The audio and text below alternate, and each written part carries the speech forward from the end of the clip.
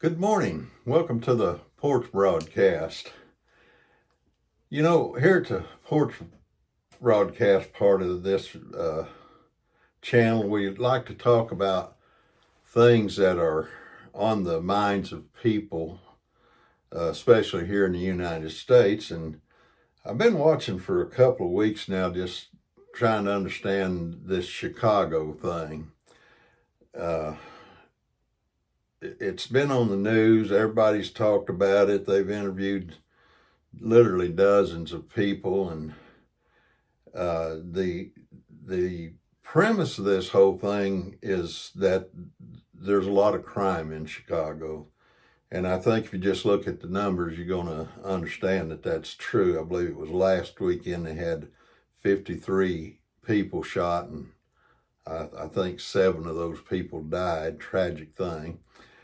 But people are saying, well, we want the crime to stop. And so they interview a lot of people that live in those areas where a lot of that crime happens. And they're saying, we want the Trump administration to bring in the National Guard. And then you got the politicians on the other side and the more liberal-minded people, and they're screaming bloody murder, don't want the National Guard in there. And so the question in my mind is, what is really the thing that needs to happen here? So I look at the politicians first of all and say, why is it they don't want the National Guard in there? I don't think they want any federal oversight in there at all, and that tells me they're probably hiding something. Now, just bear in mind, it's just an old man giving his perspective and opinion, right, wrong, or indifferent. I got a right to it, so I'm giving it. So, it's kind of like a little boy, his mom wants to go in his bedroom and he gets in between her and the door. He don't want her in there. Well, there's a reason he don't want her in there, because it's a mess. And I kind of feel like this is the deal with the politicians. They don't want the federal government in there. One of the citizens said he'd like for Doge to come in and just take a look at the city's books. And I would imagine they'd find a lot of things wrong there. But anyway, getting back to the don't want the National Guard in there, do want the National Guard in there. Depends on which side of that fence you're on. Now, if you're on the side of the fence that has security guards and fenced in homes and things like that, you really don't want the National Guard in there. You have no need of them. You're protected already. But the mom and the daddy that is down there in the part of town where their children may die just going to school, they want the National Guard in there. Let's think about that just a minute. Daddy's at work, mama's at work, and they get a phone call and their son or daughter has been killed with senseless violence. I'm going to get serious here. How do they feel? You can't imagine the heartbreak that must be taking place inside of them at that very moment. And I'm going to talk to Brandon Johnson, the mayor of Chicago. And I'm going to say some things I don't normally say.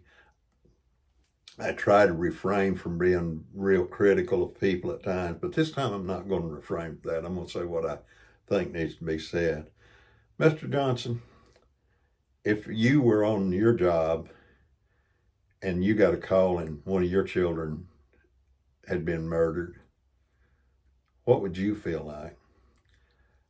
How much difference would it make you about the National Guard coming in if every time that one of those mothers or fathers got a call and that heartbreak was transferred from them over into your heart and you had to feel that every single time it happened? You might change your opinion. Mr. Johnson, I've watched you on TV. I watched you talk. I'm a fair judge of character. And if I'm wrong, I'm wrong. But I don't think I am. The lights are on and nobody's at home, Mr. Johnson. Either that or you're the cold-heartedest one individual I've ever seen in my life. To the people of Chicago, you need to get this guy out of there. You need to get him out. You need to get some man in there that is a man's man.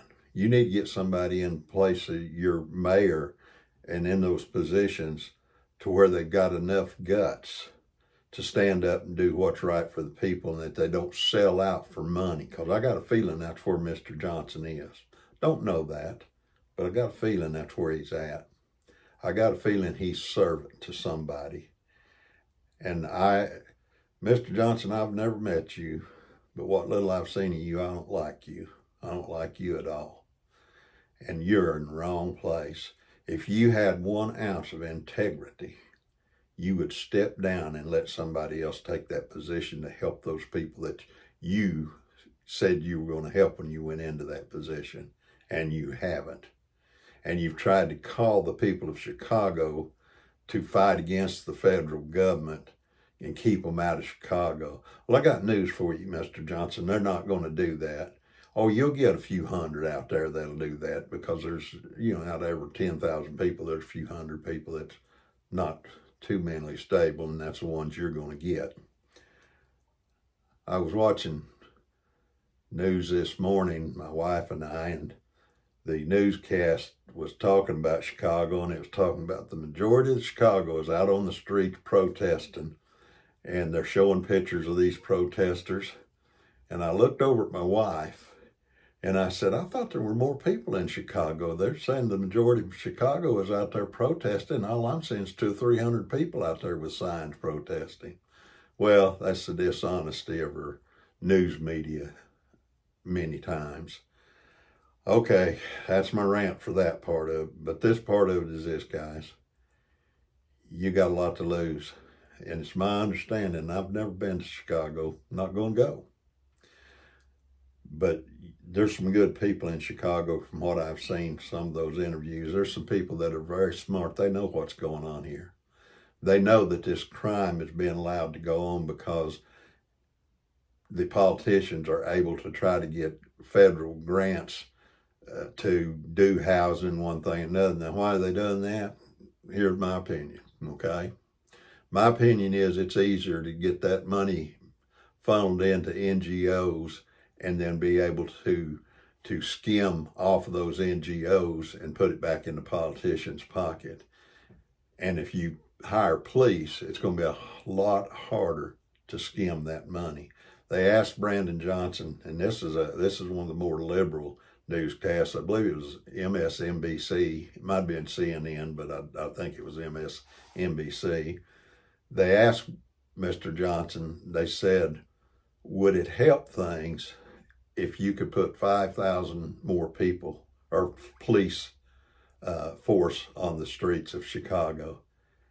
They asked him very steadily and very purely 3 or 4, maybe 5 times, and he never answered that question. Mr. Johnson, you are a disgrace to Chicago. Okay, people. I try not to let these things get to me, but when I see them poor people in Chicago being treated that way, and Johnson standing up there and acting so smug and so intellectually smart, it angers me. I say things sometimes I shouldn't, but I think this needed to be said. So to all you people in Chicago, we do love you. We want to see you get your city straightened up. We want to see your kids be able to go back and forth to school safely. We want to see you live good, prosperous lives. We love you. God bless, and have a good day.